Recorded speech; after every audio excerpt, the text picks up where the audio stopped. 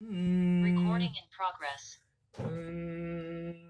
शुक्लांबरधरं विष्णुं शशिवर्णं चतुर्भुजं प्रसन्नवदनं ध्यायेत् सर्वविघ्नोपशान्तये शान्ताकारं भुजगशयनं पद्मनाभं सुरेशं विश्वाधारं गगनसदृशं मेघवर्णं शुभाङ्गं लक्ष्मीकान्तं कमलनयनं योगिहृद्यानगम्यं वन्दे विष्णुं भवभयहरं सर्वलोकैकनाथं शान्ताकारं भुजगशयनं पद्मनाभं सुरेशं विश्वाधारं गगनसदृशं मेघवर्णं शुभाङ्गं लक्ष्मीकान्तं कमलनयनं योगिहृद्यानगम्यं वन्दे विष्णुं भवभयहरं सर्वलोकैकनाथं श्रीराघवं दशरथात्मजमप्रमेयं सीतापतिं रघुकुलान्वयरत्नदीपम् आजानुबाहुम् अरविन्ददलायताक्षं रामं निशाचरविनाशकरं नमामि यत्र यत्र रघुनाथकीर्तनं तत्र तत्र कृतमस्तकाञ्जलिं बाष्पवारि परिपूर्णलोचनं मारुतिं नमत राक्षसान्तकं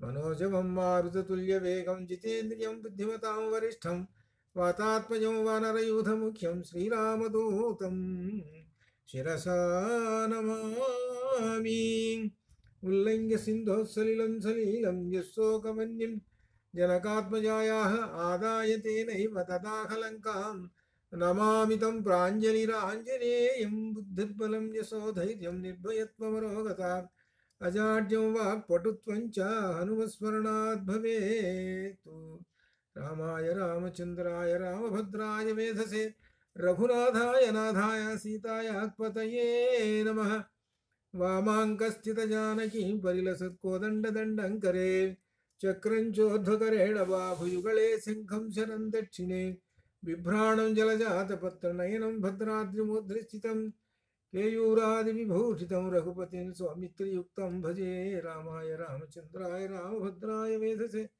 रघुनाथाय नाथाय सीतायाः नमः ओं परब्रह्मणे नमः వాల్మీకి రామాయణము అద్వైతం అనేటువంటి అంశం మీద మనం అధ్యయనం చేస్తున్నాము. బాలకాండను అధ్యయనం చేస్తున్నాము. బాలకాండలో అహల్యా వృత్తాంతము అధ్యయనం చేస్తున్నాము. అహల్యా వృత్తాంతంలో నిన్నటి వరకు జరిగినటువంటి విశేషము అహల్యను గౌతముడు శపించటము, ఇంద్రుడిని శపించటము, ఇవి మనం చెప్పుకున్నాము. అయితే అహల్యను రాయిగా చేశారు అనగా రాయిగా శపించాడు అని లోకం యొక్క మాట ఉన్నది. అయితే వాల్మీకి రామాయణంలో అది లేదు. ఇది ఎక్కడి నుంచి వచ్చింది ఏమిటి అని చూస్తే అధ్యాత్మ రామాయణంలో ఉంది. అధ్యాత్మ రామాయణంలో అహల్యా వృత్తాంతాన్ని గురించి ఏమి చెప్పారో ఒకసారి మనం పరిశీలన చేద్దాం. ఇక్కడ ఏంటంటే అహల్య వృత్తాంతం గురించి అధ్యాత్మ రామాయణంలో. అధ్యాత్మ రామాయణం ఎక్కడున్నది? బ్రహ్మాండ పురాణంలో ఉన్నది. ఈ బ్రహ్మాండ పురాణం ఎవరు రాశారు? వ్యాసమహర్షి రాశాడు. అనగా వ్యాసమహర్షి అధ్యాత్మ రామాయణం రాశాడు. ఆయన దృష్టిలో ఏమున్నదో అహల్యా వృత్తాంతం దీనిలో మనం ఒకసారి అధ్యయనం చేద్దాం. శృణురామ పురావృత్తం గౌతమో లోక విశ్రుత సర్వధర్మభృతాం శ్రేష్ఠ తపసా ఆరాధయన్ హరిం. ఆయన పూర్వం గౌతముడు అనేటువంటి ఒక మహర్షి ఉన్నాడండి. ఆయన విష్ణుమూర్తుని గురించి ఆరాధన చేస్తున్నాడు. ఆయన సర్వధర్మాలు తెలిసినటువంటి వాడు, గొప్పవాడు అని చెబుతూ తస్మై బ్రహ్మ దదౌ కన్యాం అహల్యాం లోకసుందరీం అహల్యాం లోకసుందరీం అనేటువంటి ఒక గొప్ప సౌందర్యమైనటువంటి ఆమె బ్రహ్మదేవుని కుమార్తెగా ఉన్నది. ఆ కుమార్తెను బ్రహ్మచర్యేణ సంతుష్ట శుశ్రూషణ పరాయణం, బ్రహ్మచర్యం ఉన్నటువంటి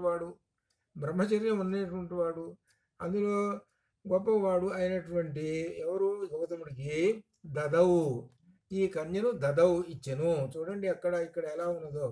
బ్రహ్మచర్యేణ సంతుష్ట, అతని యొక్క బ్రహ్మచర్యాన్ని సంతుష్టి చెంది ఆ బ్రహ్మదేవుడు ఆ గౌతముడికి ఇచ్చేశాడట.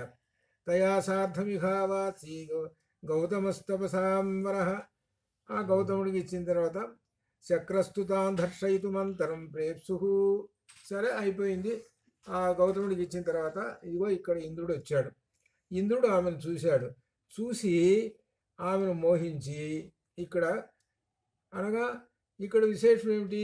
ఇంద్రుడిని ఇంతవరకు ఈ అహల్య చూడలేదు. కానీ ఇంద్రుడు అహల్యను చూసి ఆమె యొక్క సౌందర్యానికి ముగ్ధుడై ఇక్కడ విశేషం ఆమెను ఆమెను పొందాలనే ఉద్దేశంతో ప్రతినిత్యం సమయం కోసం ఎదురు చూస్తూ ఉన్నాడు. ఎలానని కదాచిన్మునివేషేణ గౌతమి నిర్గతే గృహాత్. ఎప్పుడైతే ఆ ముని గౌతముడు ఇంట్లో నుంచి వెళ్ళాడో బయటికి పని మీద, ఆ సందర్భంలో కాచుకొని రెడీగా ఉన్నాడు కదా, ఈ ఇంద్రుడు మునివేషేణ గౌతముని యొక్క మునివేషంలో లోపల ప్రవేశించేసి దర్శయిత్వాధ నిరగాత్వరితం ముని దర్శయిత్వా వంచన చేశాడు అహల్యను వంచన చేసి ఆ లోపల ప్రవేశించి అహల్యను వంచన చేసేసి అనుభవించేసేసి బయటికి వచ్చేసేసి దృష్ట్వాయాంతం స్వరూపేణ అహల్యను వంచడం బయటికి రావటం ఇంతవరకు జరిగింది. ఇక బయటికి హడావుడిగా వచ్చేసేసాడు. వచ్చిన తర్వాత ఈ ముని స్వరూపేణ ముని పరమకోపన పప్రచ్చ కహాత్వం దుష్టాత్మన, ఎవడురా నువ్వు, ఒరే దుష్టుడా, మమ రూప, నా యొక్క రూపమును ధరించి నువ్వు ఈ లోపలికి పోయి వస్తున్నావు, అధమః ఎవడురా నువ్వు, సత్యం బ్రూహి, నిజం చెప్పు లేదా నిన్ను ఇప్పుడే భస్మం చేస్తా, చేద్భస్మ కరిష్యామి నా సంశయం, సందేహం లేదు, నిజం చెప్తావో చెప్పు, లేకపోతే బూడిద చేసేస్తానని.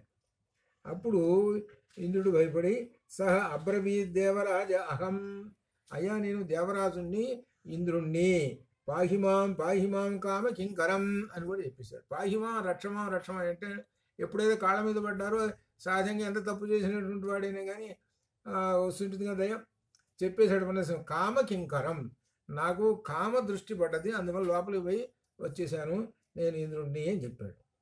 అయితే ఇప్పుడు చెబుతున్నాడు, కృతం జుగుప్సితం కర్మ మయా కుత్సిత చేతస గౌతమ క్రోధతాం రాక్షసి శాప దివిజాధిపం. గౌతముడికి కోపం వచ్చింది, నువ్వు చేసినటువంటి ఈ పని ఉన్నది దుష్టమైనటువంటి కార్యము ఉన్నది చూసావు, కాబట్టి నీకు తగినటువంటి శాస్తి చేస్తున్నానని ఇక్కడ శాపం ఏం పెట్టాడు. ఇక్కడ ఇక్కడికి శాపంలో తేడా ఉన్నది. ఏది వాల్మీకి రామాయణంలో ఉన్నది శాపానికి ఇక్కడికి తేడా ఉన్నది. ఈయన ఏం చెబుతున్నాడు, ఏం శాపం పెట్టాడు, యోనిలంపట, యోని అనేటువంటిది నీకు ఇష్టమైనటువంటిది, దుష్టాత్మన సహస్ర భగవాన్ భవ, నీ శరీరం అంతా 1000 యోనులు ఉండుగాక అని అన్నాడు. నీకు యోని మీద ఎక్కువగా ఇష్టం, నీకు కామ పరవశుడు కాబట్టి నీ శరీరం అంతా 1000 యోనులు ఉండుగాక. సప్త్వాత్వం దేవరాజానం ప్రవిశ్య స్వాశ్రమంధృతం. ఇక ఆయన ప్రవేశించ శాపం పెట్టేసి లోపలికి వెళ్ళిపోయినాడు. అనగా ఇక్కడ ఒక విశేషం, ఈయనకు ఈ ఇంద్రుడికి ఈ 1000 యోనులు ఉన్నాయి, ఆయనకి ఇంద్రుడికి మాత్రం కంటికి కనపడుతుంటాయి. అంటే తన శరీరం అంతా రంధ్రాలతో ఉంటుంది. కానీ తర్వాత మార్చి ఏం చెప్పారనంటే, చూసేవాళ్ళందరికీ ఆ రంధ్రాలన్నీ కళ్ళు మాదిరి కనపడతాయి చూసేవాళ్ళకి, ఎవరైతే ఇంద్రుడిని చూస్తున్నారో వాళ్ళకి. అందువల్ల ఇంద్రుడికి అప్పటి నుంచే సహస్రాక్షుడు అని పేరు వచ్చింది. సహస్రాక్షుడు అంటే ఇంద్రుడు అని అర్థం అనమాట. ఇది గుర్తు, ఇతని యొక్క లంపటానికి విషయ సుఖానికి గుర్తు అనమాట ఇది అని. ఇక్కడ ఆ విధంగా ఇంద్రుడిని శపించేసేసాడు. ఇక ఆ తర్వాత ఈయన లోపలికి వెళ్ళాడు గౌతముడు లోపలికి వెళ్ళేటప్పటికి ఈ అహల్య వణికిపోతూ ఉన్నది. ఇప్పుడు ఆమెకి ఇక్కడ ఇంతవరకు మనం తెలిసిన దానిలో అహల్యకి ఏమీ తెలియదు. ఇక్కడ అహల్యకి ఏమీ తెలియదు. దానిలో వాల్మీకి రామాయణంలో అహల్యకు తెలిసే చేసింది అనమాట. ఇక్కడ మాత్రము ఇంద్రుడు వంచన చేశాడు. ఈయన ఎట్లా గౌతముడు వేషం వేసుకొని వచ్చి వంచన చేశాడు. ఇప్పుడు ఈమె దృష్ట్వా అహల్యాంచ వేపమానం ప్రాంజలిం గౌతమో అబ్రవీతు, ఆమె వణికిపోతూ నమస్కారం చేస్తూ నిలబడది. దుష్టే, ఏ దుష్టురాలా, త్వం తిష్టద్వృత్తిదే, నీవు దుష్టమైన పనులు చేసావు కాబట్టి నీకు శాపం ఇస్తున్నా. ఏమిటంటే శాపం, శిలాయాం ఆశ్రమే మమ ఆశ్రమే, నా యొక్క ఆశ్రమంలో భవాన్ శిలాయాం, నీవు శిలగా పడి ఉండుము. ఇది ఇప్పుడు మనకి సందేహం తీరింది. ఎక్కడుంది శిలగా పడటం అనేటువంటిది? అధ్యాత్మ రామాయణంలో ఉన్నది అని తెలిసింది. ఇక్కడ ఒక విశేషం కూడా ఏంటంటే, అహల్యకి ఏం తెలియదు అనగా అర్థం ఏమిటనమాట, నిర్దోషి. నిర్దోషి అయినటువంటి ఆమెని వీడు వచ్చి మోసం చేశాడు. ఎవరైనా సరే మోసం చేస్తారో, మోసం చేస్తే తెలియదు కదా. ఇక్కడ వీడు మోసం చేశాడు వీడు. కాబట్టి మోసం చేశాడు, ఈమె వంచబడ్డది కాబట్టి ఈమెకి శాపం పెట్టేశాడు. ఏంటి ఎటువంటి శిలాయాం మమ ఆశ్రమే శిలాయాం, నువ్వు శిలగా పడి ఉండుము, శిలగా పడి ఉండుము అని పెట్టి ఇక్కడ ఉన్నది. ఇక్కడ సందేహం అంతా కూడా వస్తుంటుంది. శిలగా పడి ఉన్నాడు మనం అని చెబుతున్నాడు కదా. మరి శిలగా పడి ఉంటే మరి ఈ తర్వాత మాట ఏంటి? నిరాహార దివారాత్రం. నిరాహార దివారాత్రం, రాత్రింబవళ్ళు నిరాహార, ఆహారం ఏం లేకుండా పడుండు. తపః పరమాస్థితా, తపః తపస్సు చేస్తూ పడి ఉండుము. ఇంకా ఆతప అనిల వర్షాది సహిష్ణు, ఎండకి ఓర్చుకోవాలి, వర్షానికి ఓర్చుకోవాలి, అనగా ద్వంద్వములకు ఓర్చుకోవాలి అని అర్థం. ఇది దీనిలో ఉన్న రహస్యం ఏమిటి? తపస్సు. తపస్సు యొక్క లక్షణం ఏమిటి? ద్వంద్వములకు ఓర్చుకొని ఉండాలి. ద్వంద్వములు ఏంటి? శీతోష్ణాలని ఇవన్నీ ఉన్నాయి కదా, ద్వంద్వాలు మనకు భగవద్గీతలో వస్తుంది. ఇవన్నీ సహించుకొని ఉండాలి. ఇక్కడ దీన్ని బట్టి చూస్తే మరి అక్కడ శిలాయామని చెప్పాడు కదా, రాయిలాగా పడి ఉండన్నాడు కదా. రాయిలాగా అని అంటే అర్థం ఏంటంటే శిలాయాం. ఇక్కడ ఏమంటున్నాడు? శిలాయాం ఆశ్రమే. శిలాయాం ఇవ అని అనలేదు, శిల మాదిరిగా అని కూడా అనలేదు. శిలాయాం నువ్వు రాయే అని చెప్తున్నాడు. రాయే రాయే మళ్ళీ ఇక్కడేమో ఇలా చెబుతున్నాడు. ఏమిటి దీనిలో ఉండేటువంటిది? రెండు అభిప్రాయ భేదం లాంటిగా వేరే వేరేగా అర్థాలు వస్తున్నాయి అని అనిపిస్తుంది. అంటే అర్థం ఏంటంటే ఇట్లా ఉండటం అనేటువంటిది ఏమిటి? నిరాహార దివారాత్రం తప అనేటువంటిది కేవలం శిల మాదిరిగా ఉండటమే అని అర్థం. అనగా ఇంద్రియాలను జయించాలంటే శిల మాదిరిగా ఉండాలి అని అర్థం అని అక్కడ అర్థం చేసుకోవాలి. అట్లా ఈ అధ్యాత్మ రామాయణంలో కూడా అక్కడ శిల మాదిరిగా ఉండు అని అర్థం చేసుకోవాలి. అలానే వాల్మీకి రామాయణంలో కూడా ఆయన చెప్పినట్లు కూడా నువ్వు తపస్సు చేస్తూ ఉండు, ఈ విధంగా లోకానికి మరి దూరంగా ఉండు అని ఈ విధంగా ఇవన్నీ చెప్పారు కదా. ఇవన్నీ ఏమిటి? శిల మాదిరిగా ఉండు అనేటువంటి భావనే కానీ నువ్వు నిజంగా శిలైపో అనేటువంటి భావం అనేటువంటిది ఇక్కడ కనబడదు. ఇంకా ఏం చెబుతున్నాడు? ధ్యాయంతి రామం ఏకాగ్ర మనసా హృది సంస్థితం. నీవు ధ్యాయంతి, నీవు హృదయంలో ధ్యానం చేస్తూ ఉండాలి. ఎవరిని? రామం ఏకాగ్ర మానస, ఏకాగ్ర చిత్తముతో, మానసా చిత్తం, ఏకాగ్ర చిత్తముతో రామం రాముణ్ణి హృది సంస్థితం, హృదయంలో ఉంచుకొని నీవు రామనామం చేస్తూ ఉండాలి. ఇంకా ఇక రెండో పని, నానా జంతు విహీనో అయమాశ్రమో. అనేక రకములైనటువంటి జంతువులు తిరుగుతున్నాయి. అంత క్రితం జంతువులేంటి, పక్షులేమిటి, ఓ కళకళలాడుతూ ఉన్నది ఆశ్రమం. ఇప్పుడు ఒక్క జంతువు కూడా ఉండదు, ఒక్క పక్షి కూడా ఉండదు. అంతా ఎలా ఉండి పాడుపడినట్టు ఉంటుంది ఈ ఆశ్రమము. అంటే ఏది నీ కంటికి కనపడదు, ఏ ప్రాణి కూడా కనపడదు. ప్రాణులు కనపడుతుంటే ఏమనిపిస్తుంది? ఒక ఆలోచనలు వస్తాయి, ఒక కోరికలు వస్తాయి. ఇది ఇక్కడ అర్థం. పక్షులు కూస్తున్నాయి అనుకోండి, ఒక ఆలోచన వస్తుంటుంది, ఒక సంతోషం కలుగుతుంటుంది. ఇట్లా ఈ విధంగా. కాబట్టి ఎటువంటి ప్రాణి కూడా కనపడదు నీ కంటికి అని పెట్టేశాడు. అంటే ఏమిటి? ఇలా ఉంటుంది. కాబట్టి తపస్సు, తపస్సు చేసేటువంటి వాడేంటి? రకరకాల ప్రాణులు చూద్దాము అవి ఇవి అనేటువంటి పెట్టుకోడు, ఆ తపస్సులో లీనమైపోతాడు అనమాట. తపస్సు అనేటువంటిది చాలా గొప్పదైనటువంటిది అనమాట తపస్సు.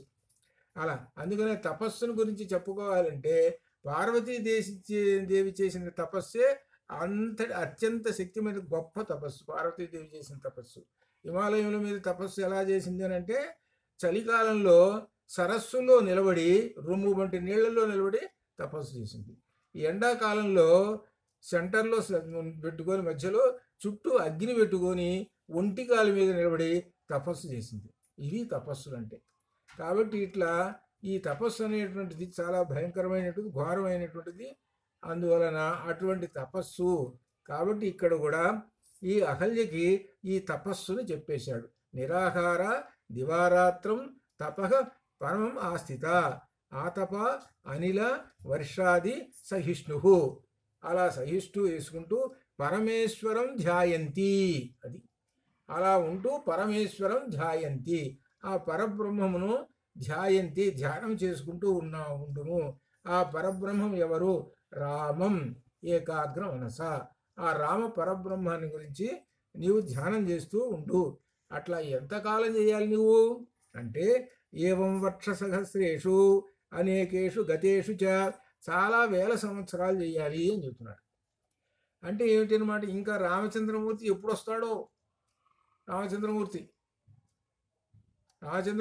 ఎంతో కాలానికి వచ్చాడు ఈ అహల్య శాపం తర్వాత. కాబట్టి ఎన్నో వేల సంవత్సరాలు నువ్వు ఇట్లా తపస్సు చేస్తూ పడి ఉండాలి అట్లా. కాబట్టి ఆ రామో దశరథి దాశరథి శ్రీమాన్ ఆగమిష్యతి రాగలడు. రామచంద్రమూర్తి రాగలడు. ఎలా? ఒక్కడే వస్తాడా అంటే సా అనుజ, అది తన తమ్ముడితోటి వస్తాడు. అనగా రామలక్ష్మణులు ఇద్దరు వస్తారు. చూడండి, ఎప్పుడు వేల సంవత్సరాలకి రాబోయేటువంటి విషయాన్ని గౌతముడు చెప్పేసేసాడు ఇలా జరుగుతుందని. అప్పుడు త్వదాశ్రమ శిలాం, అప్పుడు నువ్వు శిలలాగా పడి ఉన్నావు కదా, పాదాభ్యాం ఆక్రమిష్యతి, ఆయన పాదముల చేత ఆక్రమిష్యతి, ఆయన పాదములు నీవు అనే శిల ఉన్నావే ఆ శిలకి తగులుతాయి. అనగా నీకు ఆయన యొక్క పాదములు తగులుతాయి. ఆ పాదస్పర్శ జరుగుతుంది. పాదస్పర్శ జరిగేటప్పటికీ నీకు శాప విమోచనము కలుగుతుంది అని అర్థం. అనగా రామచంద్రమూర్తి పాదములు స్పర్శ జరగంగానే ఆ రాయికి ఈమె అహల్యగా మారిపోయింది అని ఇక్కడ మనకు చెబుతున్నాడు ఇట్లనమాట. పాదాభ్యాం ఆక్రమిష్యతి తదైవ ధూత పాపాత్వం. ధూత అంటే ఎగరగొట్టబడినటువంటి, అనగా పాప, నీ యొక్క పాపములన్నీ కూడా నశిస్తాయి. త్వం రామం సంపూజ్య భక్తితః, అప్పుడు రాముణ్ణి నువ్వు భక్తితో పూజ చేస్తావు. పరిక్రమ్య నమస్కృత్య స్తుత్వా శాపాద్ విముచ్యసే, శాపం నుంచి బయటపడిపోతావు.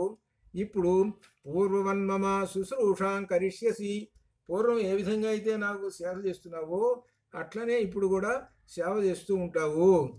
అప్పుడు ఇదంతా కొన్ని వేల సంవత్సరాలకి రామచంద్రమూర్తి వచ్చిన తర్వాత నీకు శాప విమోచనం జరుగుతుంది. అనగా నీవు యథాగా శుద్ధమైనటువంటి, అంటే ఇంత క్రితము రజోగుణంతో ఉన్నావు, ఇప్పుడు శుద్ధ సత్వగుణంతో ఉండిపోతావు అని చెబుతూ, ఇత్యుక్త్వా గౌతమ ప్రాగాత్ హిమవంతం నగోత్తమం అని శాపం పెట్టేసేసి ఆయనకి ప్రాగాతని తూర్పు దిక్కున ఉన్నటువంటి ఆయనకి ఏంటంటే హిమాలయ పర్వతాల మీదకి పోయినాడు తపస్సు చేసుకోవడానికి. ఇక్కడ శాపం పెట్టేశాడు, అక్కడ తపస్సు వెళ్ళిపోయినాడు. చాలా కాలానికి గడిచిపోయింది. తవ పాదరథ స్పర్శం కాంఠతే పవనాశన ఆస్తే అద్యాభిరహు శ్రేష్ఠ తపో దుష్కరమాస్థిత. హే రామ, ఇప్పుడు నీవు బ్రహ్మపుత్రికైన గౌతమపుత్రికైన అహల్యను ఉద్ధరింపుము. అనగా వేల సంవత్సరాలు గడిచిపోయింది, ఇప్పుడు రామచంద్రమూర్తి వచ్చాడు. ఈ విధంగా మనకు అధ్యాత్మ రామాయణంలో ఉన్నటువంటి ఒక విశేషమైనటువంటిది దీనిలో ఉండేటువంటి చెప్పుకుంటూ వచ్చాడు. ఇక అయితే వాల్మీకి రామాయణంలో ఏమున్నది ఈ శాప విమోచనం దగ్గర అనేటువంటి విషయం దీనికి వస్తున్నది. వాల్మీకి రామాయణంలో ఇక్కడ తెలిసేటువంటిది ఏంటంటే, శాపం అనేటువంటిది ఈమెకి ఆయన గౌతముడు పెట్టేసేసాడు. ఆ శాపం పెట్టేసేసి ఈయన శాపం పెట్టేసేసి రామదర్శనం అయిన తర్వాత నీకు ఈ విధంగా నీకు రాముడు వచ్చిన తర్వాత నీకు శాప విమోచనం అవుతుంది అని చెప్పాడు. ఇట్లా అనమాట. ఇక్కడ మనకు వాల్మీకి రామాయణం ఏం చెబుతున్నాడు అనేటువంటిది చూద్దాం. ఇక్కడ ఇదేంటే, విశ్వామిత్రవచ శ్రుత్వా రాఘవ సఖ లక్ష్మణ విశ్వామిత్రం పరస్కృత్య తమ ఆశ్రమం అధావిశతు. ఆ ఆశ్రమంలోకి వచ్చేసేసారండి రామలక్ష్మణులు, విశ్వామిత్రుడు వచ్చారు. మనం వాల్మీకి రామాయణం ఇప్పుడు చెప్పుకుంటున్నాం. ఏం జరిగిందో చూద్దాం. ఇక్కడ దదర్శ మహాభాగాం తపసా జ్యోతిత ప్రభాం. దదర్శ చూచెను ఎవరిని? ఆ అహల్యని. ఇక్కడ లోకైరపి సమాగమ్య దుర్నిరీక్ష్యాం సురాసురై ప్రయత్నాత్ నిర్మితాన్ ధాత్ర దివ్యా మాయా మయీ మాయామయీమివ. ఇక్కడ జరిగినటువంటి విశేషం ఏమిటంటే దీనిలో అక్కడ లోపల ప్రవేశించారు. ప్రవేశించిన తర్వాత జరిగినటువంటి గొప్ప విశేషాలు దీనిలో తపస్సు చేత జ్యోతిత ప్రభాం ప్రకాశింపజేయబడిన గొప్ప కాంతి కలిగినటువంటిది. అటువంటి ఆమె ఎలా ఉన్నది అంటే దేవతల చేతను కూడా అసురుల చేతను కూడా సమీపించి దుర్నిరీక్ష్యం, దేవతలు అసురులు కూడా చూడలేరు ఆమె, అంతటి తేజోవంతురాలు అని అర్థం అనమాట. ఈ రామనామ స్మరణ వలన గొప్ప తేజోవంతురాలు అయినది అని చెబుతున్నాడు. చూడశక్యం కానటువంటిది. అటువంటి ఆమె అహల్యని చూశారు. చూసిన తర్వాత ఇక్కడ విశేషం ఏమిటంటే అన్నిటికన్నా గొప్ప విశేషము ఇక్కడ ఆ దివ్యమైనటువంటి రూపాన్ని చూసి మాయాస్వరూపిణి వలె ఉన్నటువంటి ఆమెను చూసి ఎలా ఉన్నదంటే పూర్ణచంద్ర కాంతి వలె ఉన్నది. ఇంకా ఎలా ఉన్నది అంటే జలమధ్యమునందు ప్రతిబింబించే సూర్యకాంతి వలె ఉన్నది. అనగా పూర్తిగా తెల్లగా ఉంది. ఎదిరింప లేని గొప్ప తేజస్సు కాంతి అనే దానికి ఇంకా గొప్పమైనటువంటి కాంతితో ప్రకాశించుచున్నది ఆ అహల్య. ఇది ఇక్కడ ఏమిటి? శుద్ధ సత్వగుణము అని అర్థం. అని అనగా అంత క్రితం ఉన్నటువంటి ఆ లక్షణం ఏది రజోగుణం అంతా ఇవన్నీ గుణాలన్నీ పోయి శుద్ధ సత్వగుణం పూర్తిగా తెల్లగా పూర్ణచంద్ర కాంతి మాదిరిగా కనపడుతూ ఉన్నది ఆ రామచంద్రమూర్తికి. ఇలా కనబడుతూ ఉన్నది. ఇక్కడ కనబడుతూ ఉన్నటువంటిది ఆమె చూడశక్యం కానటువంటిది. ఆమె అంత గొప్ప ఆమె కనబడుతున్నది. రామలక్ష్మణులు లోపలికి ప్రవేశించారు. ఇప్పుడు ఇక్కడ విశేషమైనటువంటి అక్కడేమో రాయి అమ్మన్నాడు. ఆ రాయిని ఆ రామచంద్రమూర్తి పాద స్పర్శ వలన శాప విమోచనమైంది అని అంటాడు. ఇక్కడేం కనబడుతున్నది అని అంటే ఈమె రాయి అనేటువంటిది లేదు. ఏమున్నది అని అంటే తెల్లగా మెరిసిపోతూ ఉన్నది అని చెబుతున్నాడు. అటువంటి ఆమెను చూశాడు. ఇట్లా చూసి ఈయన రాఘవవు ద్వివచనం అంటే రాఘవవు అంటే ఇద్దరు రాఘవులు ఉన్నారు అక్కడ. ఇద్దరు రాఘవులు ఎవరు? రామలక్ష్మణుడు. లక్ష్మణుని కూడా రాఘవ అంటారు. అంటే రఘువంశంలో జన్మించినటువంటి వాడు. రాఘవవు అనగా రామలక్ష్మణులు. తస్యాహ ఆ తర్వాత తస్యాహ ఆమె యొక్క పాదవు ఆమె యొక్క పాదములకు జగృహతు అని అంటే ఆమె యొక్క పాదములకు గ్రహించిరి అనగా తీసుకున్నారు. అంటే అర్థం ఏమిటి? ఆమె యొక్క పాదములకు నమస్కారం చేశారు. ఇక్కడ చూసుకోండి ఎంత తేడా ఉందో. రామలక్ష్మణులు ఆ అహల్యకు నమస్కారం చేశారు. అహల్యకు నమస్కారం చేశారు. అహల్య పాదములకు నమస్కారం చేసింది ఎవరు? రామలక్ష్మణులు చేశారు. రామలక్ష్మణులు ఆమె పాదములను స్పృశించి మరీ నమస్కరించారు. ఇప్పుడు మనం పాదాలు నమస్కారం చేస్తున్నారంటే ఆ పాదాలకు వేసేటప్పుడు ఏంటంటే ఇలా చేస్తుంటారు. ఇలా పెట్టి ఇట్లా కొంతమంది ఇలా చేయాలి. అసలు వాస్తవానికి ఇలా చేసి అలా నమస్కారం చేయాలి. సరే ఎట్లయితే మొత్తం మీద పాదాలకు నమస్కారం చేసేయారు. ఆమె పాదాలకి చూడండి ఎంత గొప్ప విశేషమైనట్టున్నదో. ఆ నమస్కారం చేశారు. ఆ నమస్కారం చేసిన తర్వాత ఇంకా అహల్య గౌతముని మాటలను స్మరించుకున్నది. ఆ శాపం పెట్టినటువంటి విషయాల్ని గుర్తు తెచ్చుకున్నది. అప్పుడు ఆ తర్వాత సగౌరవంగా ఆ రామలక్ష్మణులకి అర్ఘ్యపాద్యాదులు ఇచ్చింది, అతిథి పూజలు చేసింది, సత్కారాలు చేసేసింది అనమాట. ఇవన్నీ తెలుసుకున్నటువంటి వాడు ఆ గౌతముడు ఇక వచ్చేసేసాడు. ఇంతకాలం కొన్ని వేల సంవత్సరాలు తపస్సు చేస్తూ కూర్చున్నాడు హిమాలయ పర్వతాల్లో. ఇప్పుడు వచ్చేసేసాడు. ఇట్లా ఇంతవరకు ఇది. ఇక్కడ ఏమిటి విశేషం ఏమిటి? మనం ఏదో ఒకటి తీసుకుందాం. వాల్మీకి రామాయణం తీసుకుందాం. తర్వాత ఆధ్యాత్మిక రామాయణం పక్కన పెడదాం కాసేపు. వాల్మీకి రామాయణం తీసుకుందాం. వాల్మీకి రామాయణంలో ఏమిటనంటే చెబుతున్నటువంటి గొప్ప విశేషము మనకి ఇంత క్రితమే చెప్పుకున్నాం. అభిచేసు దురాచారోపి అని చెప్పాం. ఎంతటి దుష్టాత్ముడైనా సరే నన్ను గనక పట్టుకుంటే, నన్ను శరణు వేడితే నేను వాళ్ళు సాధురేవ సమంతవ్య అనేటువంటి విషయం కూడా చెప్పుకున్నాం. అంతవరకు సరే బాగానే ఉంది. ఇంతకన్నా దాటిపోదాం. అసలు ఏమిటి దీనిలో? ఎవరు? రామలక్ష్మణులు. రాముడు వచ్చాడు. రాముడు వచ్చేసేసి అహల్య శాప విమోచనం చేశాడు. అహల్య శాప విమోచనం చేశాడు, రాముడు చేశాడు. ఇక్కడ ఒక విశేషమైనటువంటిది ఉంది. అదే నేను ఎంతమంది కనుక్కుంటారో చూద్దామని, ఎందుకంటే ఇంత దీర్ఘంగా చాలామందికి తెలియదు. ఇది ఇప్పుడు నేను చెప్పబోయేటువంటి విషయం చాలామందికి తెలియదు, ఊహించాలన్నమాట. ఏమిటంటే విశేషమైనటువంటిది, నేను కొంత క్రితం కూడా చెప్పాను. భగవద్గీతలో 2 శ్లోకాలు ఉన్నాయి. ఈ 2 శ్లోకములు చుట్టూ, ఈ 2 శ్లోకాల చుట్టూ 18 పురాణాలు, ఈ కావ్యాలు ఏవైతే ఉంటాయో రామాయణ భారత భాగవతములు ఇటువంటివి అన్నీ కూడా చుట్టూ రౌండ్లు వేస్తూ ఉంటాయి, చుట్టూ తిరుగుతూ ఉంటుంటాయి. అంటే సెంటర్లో అది ఉంటుంది. ఇది ఆ 2 శ్లోకాలు. ఈ 2 శ్లోకాల చుట్టూ గిరగిర తిరుగుతుంటాయి. అంటే అర్థం ఏంటి? ఆ 2 శ్లోకముల యొక్క శక్తి అంతా ఈ పురాణాలు వీటిల్లో ఉంటాయి. ఇది అర్థం. ఏమిటి 2 శ్లోకాలు మీ అందరికీ వచ్చింది? ఏమిటంటే, యదా యదా ఈ ధర్మస్య గ్లానిర్భవతి భారత అభ్యుత్థానమధర్మస్య తదాత్మానం సృజామ్యహం.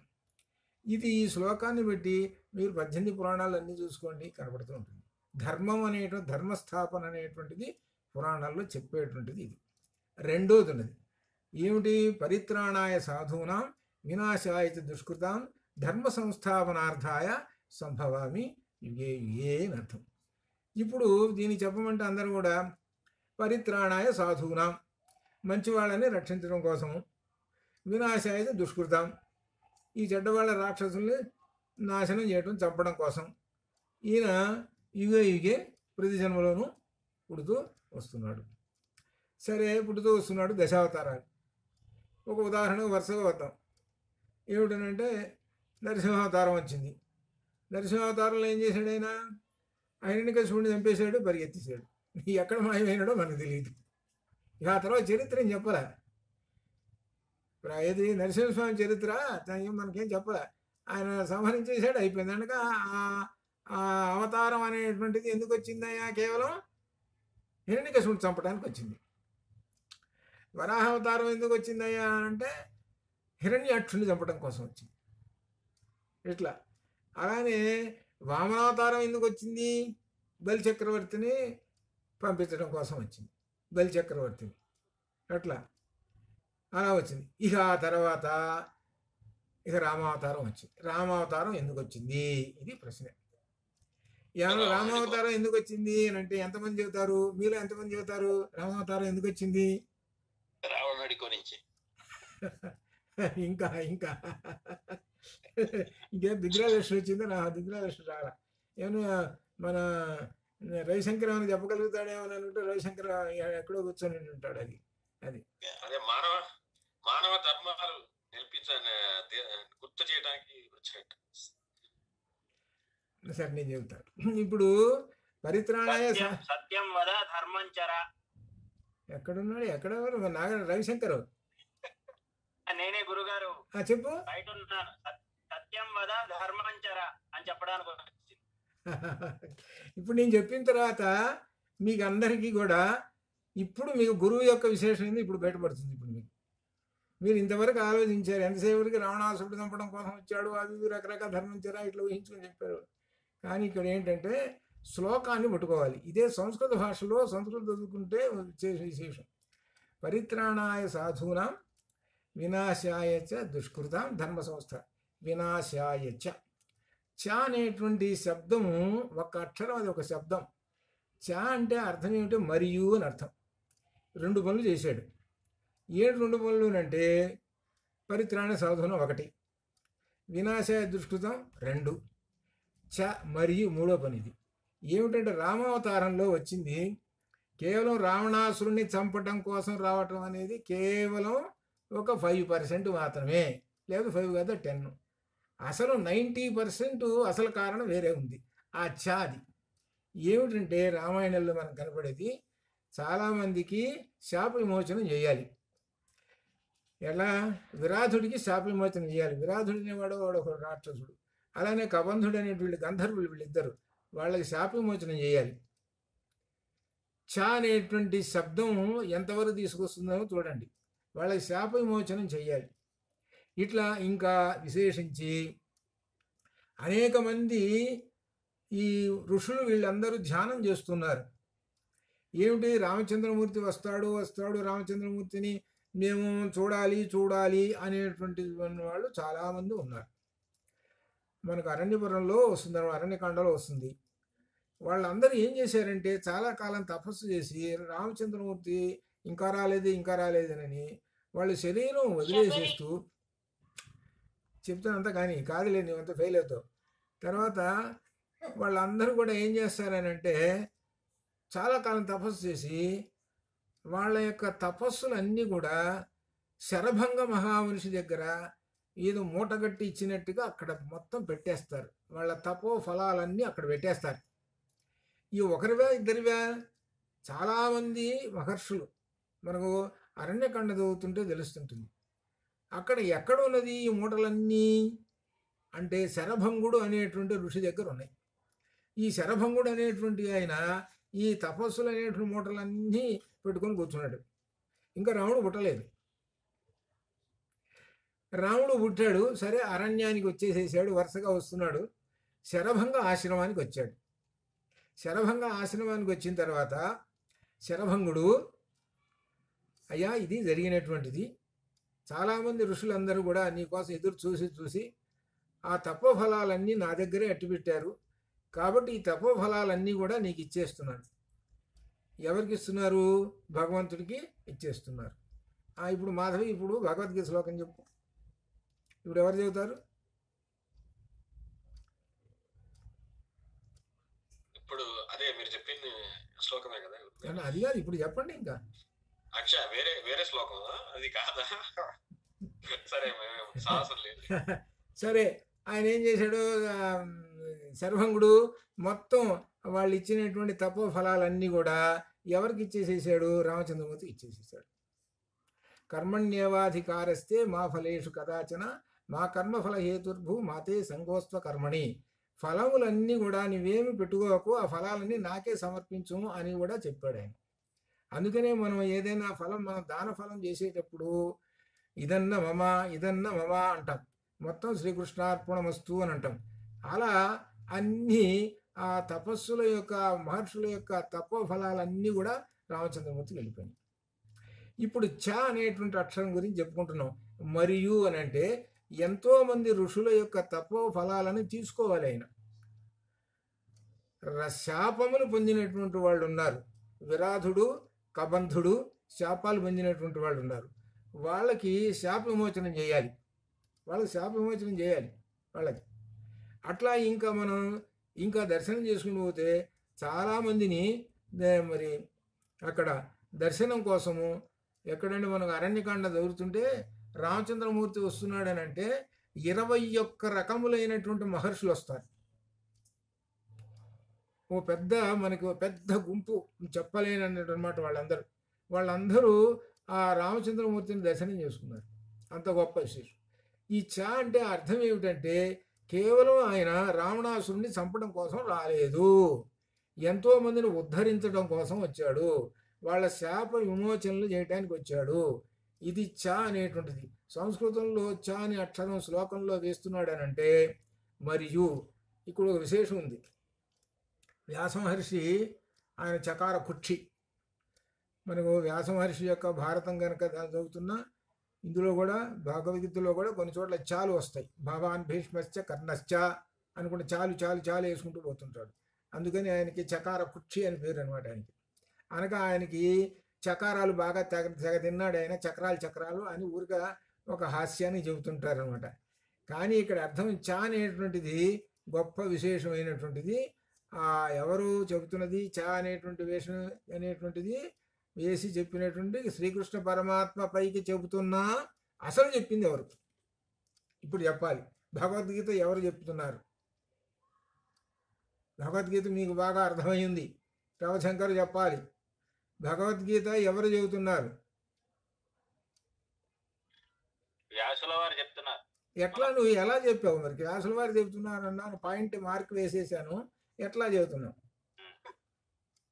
ఆధారం. వ్యాసుల వారు చెప్తుంటేనే సంజయుడు విని ధృతరాష్ట్రుడికి చెప్తున్నాడు. అక్కడ మిగతా వాళ్ళు ఎవరు శ్రోతలు లేరు కదా, వీళ్ళిద్దరే ఉన్నారు, ఆయనే నువ్వు మార్క్ వచ్చింది కానీ వివరణ దగ్గరకు వచ్చేసరికి మార్గం తప్పు పట్టావు. మార్క్ వచ్చింది కానీ ఏమిటంటే భగవద్గీతలో 10వ అధ్యాయంలో మునీనామపి వ్యాస అన్నాడు. మునీనామపి మునులలో వ్యాస మహర్షిని నేనేను అని చెప్పాడు. కాబట్టి ఈ ఇంకో కాసేపు ఉండు, తర్వాత చూద్దాం. మునీనామపి వ్యాస అంటే ఏమిటనమాట? ఆ వ్యాస మహర్షి ఎవరు? సాక్షాత్తుగా శ్రీకృష్ణ పరమాత్మయే. ఆయనే అంటే వ్యాస మహర్షి శ్రీకృష్ణ పరమాత్మ అభేదం.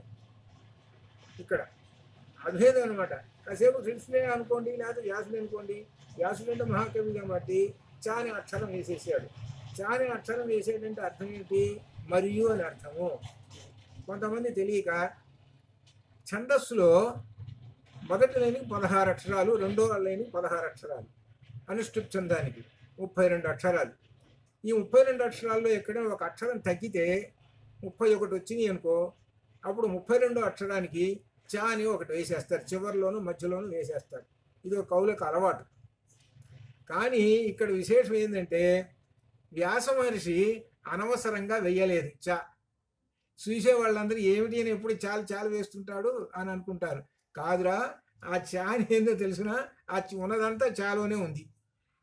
ఉన్నదంతా ఆ రామావతారం యొక్క గొప్ప విశేషం అంతా చాలోనే ఉంది అని చెప్పారు. అది చా అంటే మరియు. రామావతారం ఎందుకు వచ్చింది అంటే అనేక మందిని ఉద్ధరించడం కోసం వచ్చాడు. అనేక మందిని మనుషుల్ని ఉద్ధరించాలి, శాప విమోచనలు చేయాలి. ఇంకొక విశేషం కూడా చెప్పుకుందాం మనం. ఇక్కడ ఏమిటంటే రామనామము ఆమె జపం చేస్తున్నదండి. రామనామం జపం చేస్తుంది. దానిలోనూ దీనిలోనూ సమానంగా చెప్పింది ఏంటంటే వ్యాసుడు అధ్యాత్మ రామాయణ దీనిలో కూడా పరమేశ్వరం రామం ధ్యాయతు అని చెప్పాడు. పరమేశ్వరుడు అయినటువంటి రామనామము ధ్యానం చెయ్యి అని చెప్పేశాడు. అలా ధ్యానం చేసింది. అక్కడ ఒకటే ఇక్కడ ఒకటే ఆ దోషం కాస్త పోయింది, తర్వాత ఆ పవిత్రురాలైంది అని మనకి ఇక్కడ తెలుస్తున్నది. ఇక్కడ దీన్ని బట్టి దీనికి రామాయణానికి ఈ విషయానికన్నా ముందు ఆద్యం వెళ్ళండి. ఏమిటి? అభి సుదురాచారోభి మాం అనన్యభాక్. ఎంతది దుష్టాత్ముడైనా సరే నన్ను గనక ధ్యానం చేస్తుంటుంటే నేను వాణ్ణి ఉద్ధరిస్తాను అని చెప్పాడు.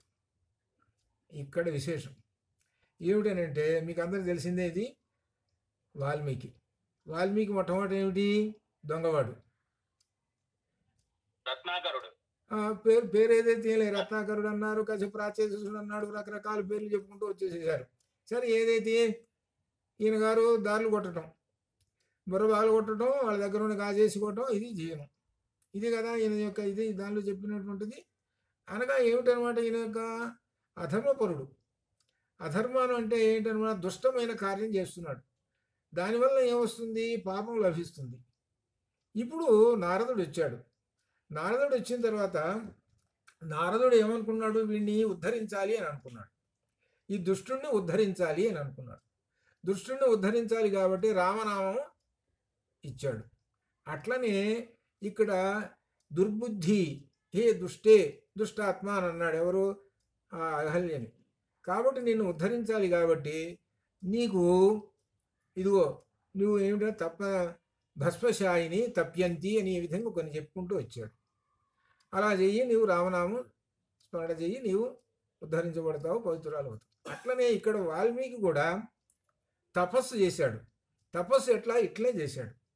ఈ ఎండకి ఎండుతూ, వర్షాలకు తడుస్తూ, చలికి ఈ విధంగా రాయి మాదిరిగా ఆ అడవిలోనే పడి అక్కడే ఉండి రామనామము జపము కొన్ని సంవత్సరాలు చేసి చివరికి వాల్మీకి అయినాడు. వాల్మీకి అనంటే వల్మీకం అంటే పుట్ట. ఆయన చుట్టూ పుట్టలు వేరుకొని పోయినాయి. లోపల ఉన్నాడు వాల్మీకి. ఆ లోపల వాల్మీకి ఉండి ఆయన రామనామం రామ్ రామ్ రామ్ రామ్ అంటున్నాడు. ఈ పుట్టల్లో నుంచి ఆ పుట్టల కోవలు ఉంటాయి. ఆ కోవల్లో నుంచి ఆ రామ్ శబ్దం బయటకు వస్తున్నది. ఆ బయటకు వస్తున్నది ఆయన లోపల తపస్సు కూర్చున్నాడు. కొంతకాలం గడిచింది. అయితే ఈ రామనామం అనేటువంటిది ఎక్కడి నుంచి కిందకి వచ్చింది? పైన బ్రహ్మలోకంలోంచి కిందకు వచ్చింది. బ్రహ్మలోకంలో నుంచి కిందకి తీసుకొచ్చాడు. ఎవరు ఆయన తీసుకొచ్చినటువంటి నారదుడు పట్టుకొచ్చాడు. అక్కడ ఉన్నటువంటి వాళ్ళ దగ్గర ఉన్నటువంటి ఆ రామ శబ్దాన్ని ఇక్కడ పట్టుకొచ్చాడు. పట్టుకొచ్చి ఎవరికి ఇచ్చాడు మొట్టమొదటి అంటే ఇదిగో వీడికి ఇచ్చాడు, ఈ దొంగకి ఇచ్చాడు. ఈయన చివరికి ఏమైంది? రామనామం జపం వలన అంతక్రితం ఉన్నటువంటి ఏదైతే తనలో ఉన్న రజోగుణ తమో గుణాలు ఇటువంటి ఉన్న అన్నీ నశించి శుద్ధ సత్వగుణంలోకి మారాడు. దీనికి మూలము ఏమిటి అంటే తపస్సు ప్లస్ రామనామ జపము. ఇది చివరికి తెలుసుకో. ఈ తపస్సు రామనామ జపం వలన నీవు పొందేటువంటిది ఏమిటి ఫలితం అంటే పరబ్రహ్మమును పొందుతావు. ఆ పరబ్రహ్మమే అద్వైతము. ఇప్పుడు వచ్చామా దారికి? అనగా ఏమిటి? అనగా ఎవరనమాట? ఈ అహల్య ఎవరిని దర్శనం చేసుకున్నది? పరబ్రహ్మాన్ని దర్శనం చేసుకున్నది. ఎట్టి పరిస్థితుల్లోనూ శుద్ధ సత్వగుణములో ఉండి, అనగా పూర్తిగా తెల్లగా ఉన్నది. ఆమె ఎలా తెల్లంగా ఉన్నది అంటే పూర్ణిమ నాటి చంద్రకాంతి ఎంత తెల్లగా ఉంటుందో అంత తెల్లంగా ఉన్నది. అనగా ఏమాత్రము రజోగుణ తమోగుణ సత్వగుణం కూడా, ఇవి కూడా త్రిగుణములు, పూర్తిగా త్రిగుణములు పోయిన నిర్గుణ స్వరూపము, నిర్గుణ పరబ్రహ్మమైనది. ఆ నిర్గుణ పరబ్రహ్మమయ్యి ఆమె దర్శనం చేసుకుని పరబ్రహ్మమును, ఆ పరబ్రహ్మం దర్శనం చేసుకొని ఇక్కడ మనం అద్వైతము తత్వమసి. అందుకనే తత్వమసి కాబట్టే రామచంద్రమూర్తి లోపలికి ప్రవేశించిన తర్వాత ఆ అహల్యను చూసి, అహల్య యొక్క తేజస్సు అంతా చూసి అహల్య పాదాలకు నమస్కారం చేశారు. ఇక్కడేంటి? అహల్య ఏమో పరబ్రహ్మ స్వరూపము, తానేమో ఆ పరబ్రహ్మంలో లీనమయ్యేటువంటి తత్వమసి. కాబట్టి తత్వమసి అద్వైత భావము అక్కడ నిండి ఉన్నది. రవిశంకరం వింటున్నావు కదా? ఎక్కడో వింటున్నాను గురుగారు, వింటున్నాను. లాస్ట్ కంక్లూజన్ చాలా బాగుంది అసలు. అది సంగతి. అది ఒకటి అందాం అనుకున్నాం, త్రిగుణాలకు అతీతం అంటే శుద్ధ స్ఫటిక సంకాశం. అది అవును, శుద్ధ స్ఫటిక అవే అనమాట. అది అట్లా శుద్ధ స్ఫటిక సంకాశం. అదే అట్లా ఆమె పరబ్రహ్మతత్వంలోకి వెళ్ళిపోయి పరబ్రహ్మం, నిర్గుణ పరబ్రహ్మం ఎలా ఉంటాడో ఆ నిర్గుణ పరబ్రహ్మాన్ని దర్శనం చేసుకున్నాడు రామచంద్రమూర్తి. రామచంద్రమూర్తి ఎవరు? శుద్ధ బ్రహ్మ పరాత్పర రామ, ఇద్దరూ ఒకటే. అనగా అద్వైతం అక్కడ ఉన్నది ఒకటే. అందుకనే ఆ రామచంద్రమూర్తి ఆమెకు నమస్కారం చేశాడు. ఇక్కడ చాలామందికి అర్థం కానింది ఏమిటనంటే, ఈ రామచంద్రమూర్తి ఏంటి, ఆమెకు నమస్కారం చేయటం ఏమిటి? సహజంగా నమస్కారం అనేటువంటిది ఏ మహర్షిలో ఎవరికో చేయటం ఉన్నది, ఆమెకు నమస్కారం చేయటం ఏమిటి? అంతప్పుడు దాకా శాపంలో ఉన్నది, ఇప్పుడే శాపం కాపోయింది, వేసరికి ఆమె నమస్కారం చేశాడు. ఊరు ఒక్కడే చేశాడా? రాఘవౌ ఇద్దరు. ఎప్పుడు రామాయణంలో ఒక్కడు రాముడు ఒక్కడు చేయలే, ఇద్దరు. అందుకని ద్వివచనం వేస్తారు. ఇద్దరు ఆమె పాదములు స్పృశించి అలా పట్టుకొని నమస్కారం చేశారమ్మా నీకు నమస్కారం. పరబ్రహ్మములు రెండు పరబ్రహ్మములని కాదు ఇక్కడ ఉంది, ఒక్క పరబ్రహ్మమే, ఏకమేవా ద్వితీయం బ్రహ్మ అని. కాబట్టి అహల్య శాప విమోచనం దగ్గరకు వచ్చేటప్పటికి లోపల అంతరార్థమైనటువంటిది ఇది. అందువల్లే పరిత్రాణాయ సాధూనాం వినాశాయ చ దుష్కృతాం ధర్మ సంస్థాపనార్థాయ సంభవామి యుగే యుగే అనేటువంటిది దీనిలో పైకి ఆ విధంగా అర్థాలు కనబడుతున్నా కానీ చ అనేటువంటి ఆ పదం వలన చాలా విశేషములైనటువంటిది. ఇది రామావతారం యొక్క గొప్పతనం. ఒక రకంగా చెప్పాలి అంటే కృష్ణావతారం కన్నా రామావతారం చాలా గొప్పది అని చెప్పుకోవచ్చు. అంటే మనం కృష్ణావతారం తక్కువ చేస్తున్నాం అని కాదు ఇక్కడ అర్థం. ఎందుకంటే ఇంతటి క్రియాపమైనటువంటిది ఇందులో సాక్షాత్తు మానవుడుగా ఉండి అక్కడ కృష్ణుడు తన యొక్క మహత్యాలు చూపించాడు. కృష్ణుడు అక్కడ కృష్ణావతారంలో తన మహత్యాలు చూపించాడు. రాముడు ఎక్కడ మహత్యాలు చూపించలే. రాముడు మనిషి ఎలా అయితే ప్రవర్తించాడో అలా ప్రవర్తిస్తూ వచ్చాడు. అలా ప్రవర్తిస్తూ వచ్చి మనకు ఒక పరబ్రహ్మస్వరూపం యొక్క లక్షణం అంతా చూపించాడు. అది గొప్ప విశేషం.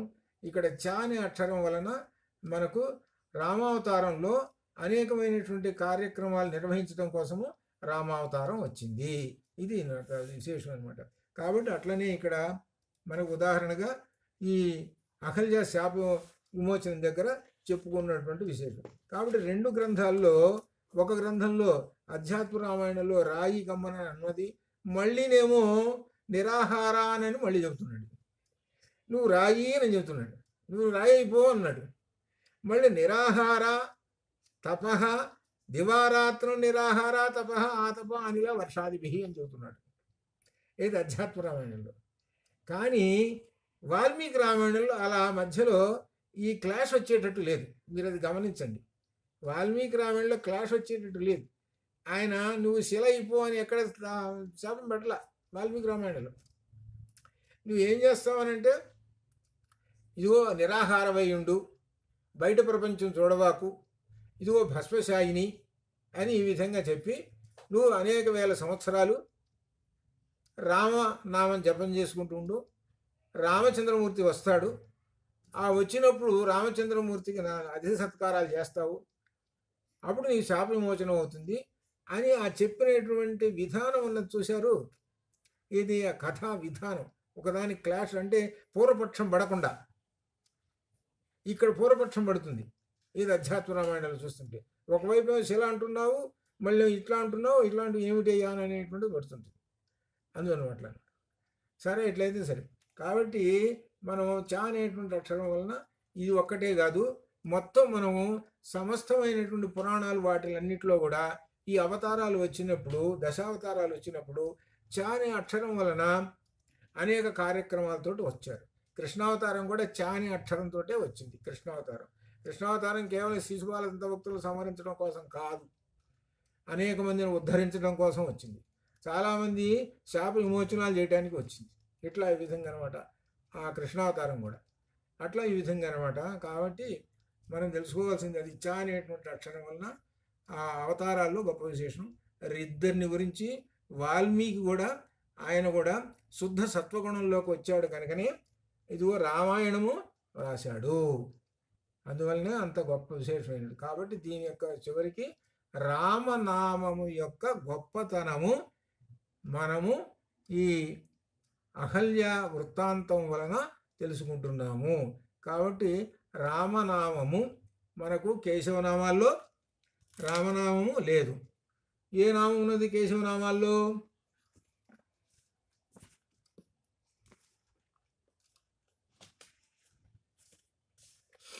ఇదివరకు చెప్పాను, మర్చిపోయినాను.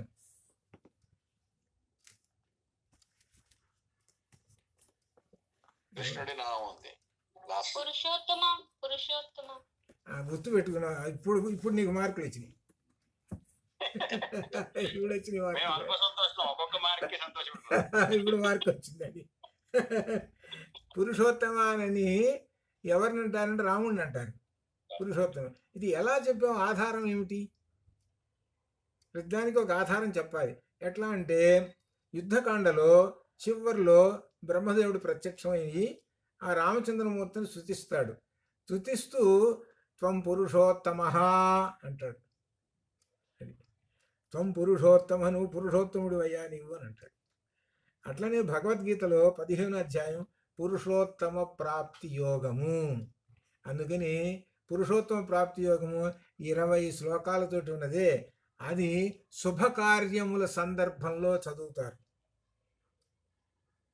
అంటే అంతా చదవాలంటే చాలా టైం తీసుకుంటుంది కదా, అందువలన రాముణ్ణి స్మరించుకోవటం అని అర్థం. అది అట్లా అనమాట. అందుకని కేశవనామాల్లో పురుషోత్తమాయ నమః అంటున్నామంటే రామచంద్రమూర్తిని మనం స్మరించుకుంటున్నాము అని అర్థం. అది అంత గొప్ప విశేషం ఇది అనమాట. ఇది కాబట్టి ఈ విషయాలు తెలిసినవి కాబట్టి మీరు ఇంకొకరికి చెప్పవచ్చు. ఎందుకంటే చాలామందికి కేశవనామాల్లో రామ పేరు లేదయ్యా అంత గొప్పది, వాల్మీకి రామాయణం అంత గొప్ప ఉన్నటువంటి రాముడి పేరు లేదు అని ఎవరిని అంటుంటే, కాదయ్యా రాముడి పేరు ఉంది, పురుషోత్తమ అంటే రాముడు. ఆ రాముడు మరి పురుషోత్తముడే ఎవరన్నా బ్రహ్మదేవుడే అన్నాడు, త్వం పురుషోత్తమ అని అన్నాడు. మరి కావాలంటే పుస్తకంలో ఉంది చూపిస్తాను అంటాడు. అట్లా కాబట్టి పురుషోత్తమ అనేటువంటిది కూడా పరబ్రహ్మ స్వరూపానికి ఉన్నటువంటి ఈ పేరు అనమాట. ఇట్లా ఈ విధంగా మనం ఇవాళ అధ్యయనం చేసుకున్నాము. రేపు తర్వాత క్రమక్రమంగా మనకి ఒక శుక్రవారం నాటికి ఎప్పటికో సీతా కళ్యాణానికి దగ్గరికి చేరచ్చు. ఆ సీతా కళ్యాణంతో బాలకాండ అయిపోతుంది అనమాట అది. కాబట్టి ఇందులో చాలా వరకు మనం సంక్షిప్తంగానే వస్తున్నాం, అక్షరం పట్టి రాకుండా కథాభాగంలో వస్తూ ముఖ్యమైనటువంటి అద్వైత భావాలు ఎక్కడైతే వస్తున్నాయో అక్కడ వివరణతోటి వస్తూ ఉన్నాము. కాబట్టి ఇది ఇట్లానే రేపు మళ్ళీ 8ంటికి సాగుతూ ఉంటుంది. అంతవరకు శుభం భయాత్తు.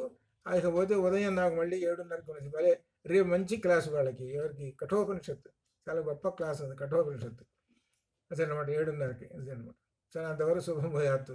ఓం పూర్ణమదః పూర్ణమిదం పూర్ణాత్ పూర్ణముదచ్యతే పూర్ణస్య పూర్ణమాదాయ పూర్ణమేవావశిష్యతే.